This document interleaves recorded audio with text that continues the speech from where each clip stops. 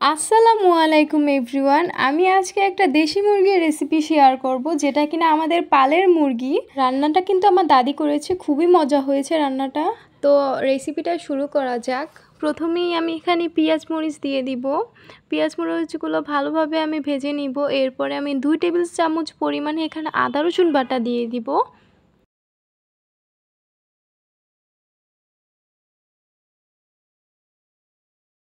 তারপর আমি এখানে 2 টেবিল স্পুন পরিমাণে হলুদ মরিচের গুঁড়া দিয়ে দিব। আমাদের কিন্তু হলুদ মরিচের গুঁড়া একসাথে করা, তাই জন্য আমি 2 টেবিল চামচ পরিমাণে দিয়েছি। আর আমরা একটু ঝাল কমই খাই।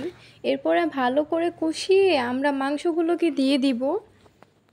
তো আমি কিন্তু মাংসগুলোকে দিয়ে নিয়েছি। এখন পানি না দিয়ে কিছুক্ষণ কষিয়ে নিব মাংসগুলোকে।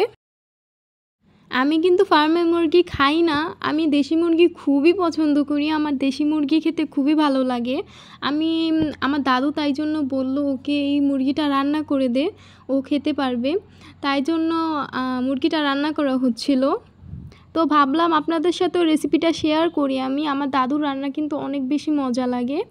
আসলে রান্না কিন্তু আমি করিনি, আমার দাদুই করেছে। আমার আম্মুর রান্নাও আমার কাছে ভালো লাগে না, আমার দাদুর রান্না আমার কাছে খুবই ভালো লাগে খেতে। এখন আমি এখানে পরিমাণ মতো পানি দিয়ে দিচ্ছিলাম। আমি দিচ্ছিলাম না, আমার দাদু দিচ্ছিল। পরে একটু নাড়াচাড়া করে নিচ্ছিল, পানিটা দিয়ে কষিয়ে নিচ্ছিল। এই তো রেডি মুরগির মাংস। দেখতেই পাচ্ছেন, দেখতেই কতটা সুন্দর হয়েছে। আর আমার ভিডিওটি ভালো লাগলে অবশ্যই আমার চ্যানেলটিকে সাবস্ক্রাইব করে দিবেন। আল্লাহ হাফেজ।